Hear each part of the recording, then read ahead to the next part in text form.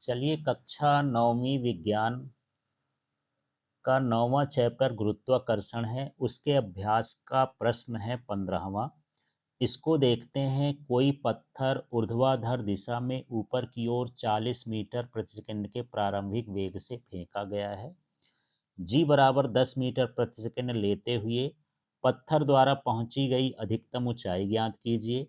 Net विस्थापन ज्ञात कीजिए। पत्थर द्वारा चली गई कुल दूरी हमको ज्ञात करना है। तो चलिए यहाँ पर देखते हैं। पत्थर का जो प्रारंभिक वेग है ये है 40 मीटर प्रति सेकंड, यहाँ से हम ले लिए। पत्थर का जो अंतिम वेग है ये भी बराबर कितना होगा, 0 मीटर प्रति सेकंड। और गुरुत्वीय त्वरण का मान जी बराबर -10। माइनस जब ऊपर फेंकते हैं, कोई वस्तु ऊपर जाती है तो वेग घटता है या त्वरण के विपरीत होता है गुरुत्वीय त्वरण के, तो इसको माइनस में लेते हैं।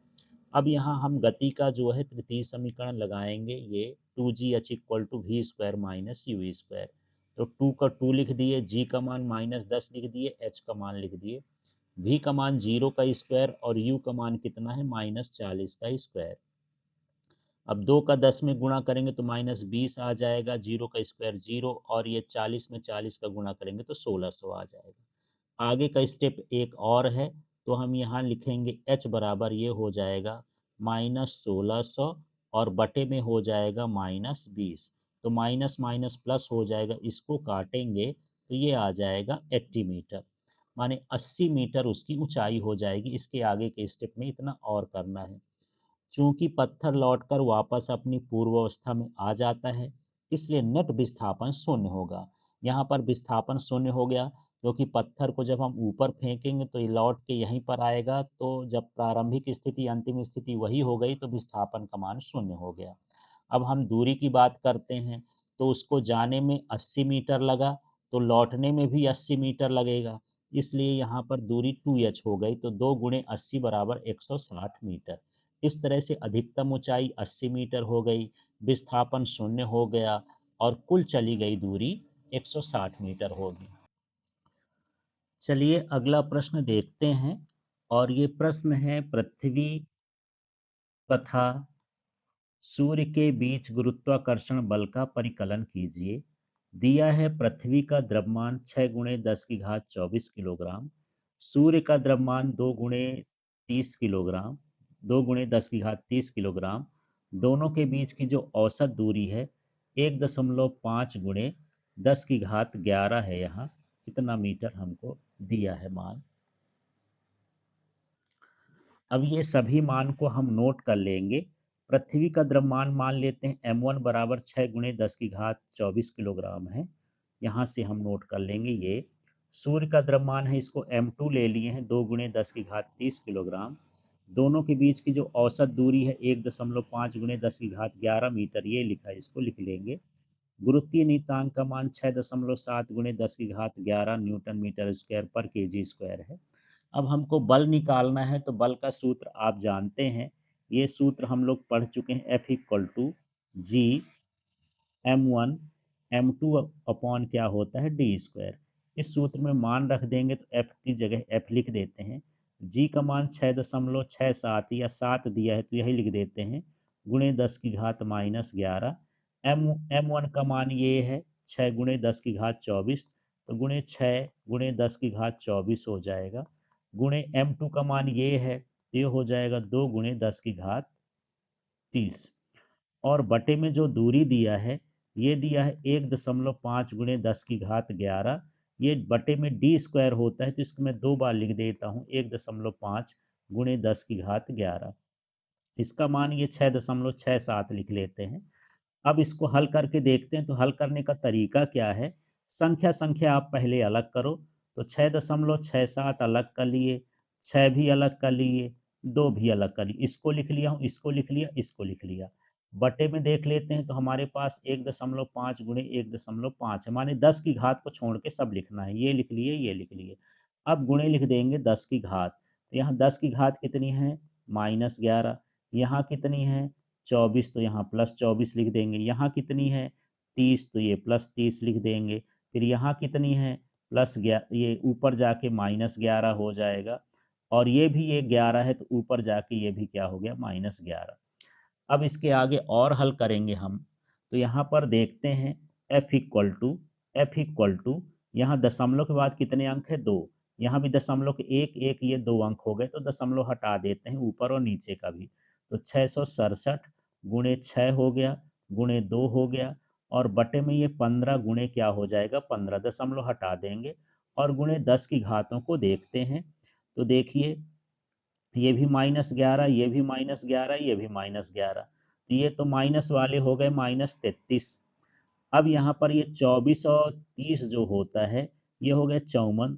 54 में ये हम सारी चीज़ को क्या कर देंगे माइनस कर देंगे, तो हमारे पास क्या बचेगा, घात को फिर से देख लेते हैं।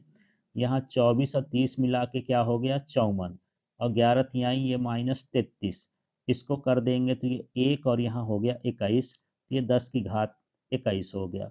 अब इसको भाग करके देखेंगे तो इनका गुणा कर लेते हैं, 15 का, 667 का, 6 का और 2 का कितना आता है, और उसको हम इसको लिखेंगे। तो इस तरह से ऊपर का गुणा करेंगे तो ये 8004, और 15 का गुणा करेंगे 225 आ जाएगा। यदि इसमें हम भाग करेंगे तो ये आ रहा है 35.5, और गुणे 10 की घात 21 आ रहा है। और यदि f इक्वल टू इस दशमलव को एक अंक इधर खिसकाएं यहाँ, तो ये लिखेंगे 3.55, और गुणे 10 की घात ये हो जाएगा 22, और लास्ट में न्यूटन। 22 इसलिए हो गया, एक अंक दशमलव इधर खिसकाएंगे तो घात में एक जोड़ देंगे। अब 17वां प्रश्न देखते हैं। कोई पत्थर 100 मीटर ऊंची किसी मीनार की चोटी से गिराया गया और उसी समय कोई दूसरा पत्थर 25 मीटर प्रति सेकंड के वेग से ऊर्ध्वाधर दिशा में ऊपर की ओर फेंका गया। परिकलन कीजिए कि दोनों पत्थर कब और कहाँ मिलेंगे। तो यहाँ पर मान लेते हैं कि टी सेकंड बाद वो मिलेंगे, जिसकी ऊंचाई क्या होगी एच एम। तो चलिए हम पहले पत्थर से तय की गई दूरी निकालते हैं। यहाँ पर ये कंडीशन है कि यहाँ से लेकर के यहाँ तक की जो दूरी है वो कितनी है 100 मीटर, एच का मान 100 हो गया। एक पत्थर यहाँ से गिराया जा रहा है, उस समय इसका प्रारंभिक वेग 0 होगा और जी त्वरण का मान 9.8 होगा। एक पत्थर ऊपर की ओर फेंका जा रहा है, तो यहाँ पर जो प्रारंभिक वेग दिया है 25 मीटर प्रति सेकेंड, और जो त्वरण है वो माइनस में रहेगा 9.8 मीटर प्रति सेकेंड स्क्वायर। तो पहली ऊंचाई हम देख लेते तो h1 equal to U T plus half G T square, ये सूत्र होता है जो हम गति का द्वितीय समीकरण है उसमें हम ए की जगह जी लिख दिए हैं और एस की जगह एच लिख दिए हैं, इसमें मान रख देते हैं। तो यहाँ पर यू का मान कितना है 0 है, यहाँ टी लिख दिए हैं, ये 1/2, जी का मान 9.8 है तो 9.8 टी स्क्वायर। अब इसको हल कर देंगे तो ये हो जाएगा 4.9 टी स्क्वायर। अब दूसरे पत्थर की बारी आती है, यही फार्मूला लगेगा H two equal to U two T plus half G two T square. मान रख देते हैं, यू टू का मान कितना है 25, तो 25 लिख दिए, टी की जगह टी ही लिख दिए, 1/2 है, जी टू का मान 9.8 है माइनस में, तो -9.8 लिख दिए। गुणा कर देंगे टी के साथ तो ये 25 टी आ जाएगा, और इसको हम काट देंगे तो 2 चौको 8 और 2 नाम 18, और ये प्लस माइनस माइनस तो -4.9 टी स्क्वायर हो गया। अब दोनों की ऊंचाई को मिला करके, माने पहले पत्थर की ऊंचाई दूसरी पत्थर की ऊंचाई मिला के एच है, और एच का मान कितना है 100 है। तो चलिए यहाँ H1 का मान कितना आया है 4.9 टी स्क्वायर, तो 4.9 टी स्क्वायर लिख दिए। और यहाँ पर जो मान आया है ये आया है 25 टी माइनस 4.9 टी स्क्वायर, और ये कितना है 100। तो यहाँ 4.9 टी स्क्वायर और ये कट जाएगा तो 25 टी बराबर 100 आ गया।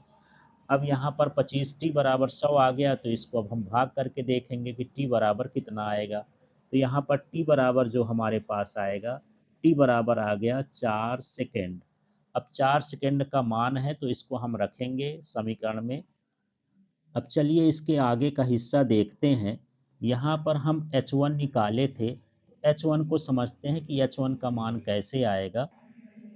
अभी हम निकाले थे H1 बराबर 4.9 टी स्क्वायर, तो 4.9 और टी का मान 4 है तो 4 चौको 16, यदि हम इसको गुणा कर देंगे तो ये हो जाएगा 78.4, 16 का गुणा इसमें करेंगे। अब हमको जो ऊंचाई है वो हमको पता करना है जहाँ पर मिलेंगे। तो यहाँ पर दोनों पत्थरों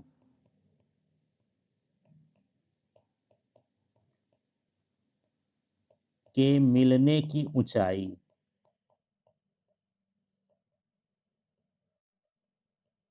तो यहाँ पर हमारे पास क्या है, पूरी ऊंचाई 100 है और ये जो पहला है जो नीचे पत्थर गिरा, वो कहाँ तक गिरा 4 सेकंड में 78.4, तो 78.4 इसमें माइनस कर देंगे तो ये हो जाएगा 21.6 मीटर और ये 4 सेकंड बाद आपस में मिल जाएंगे।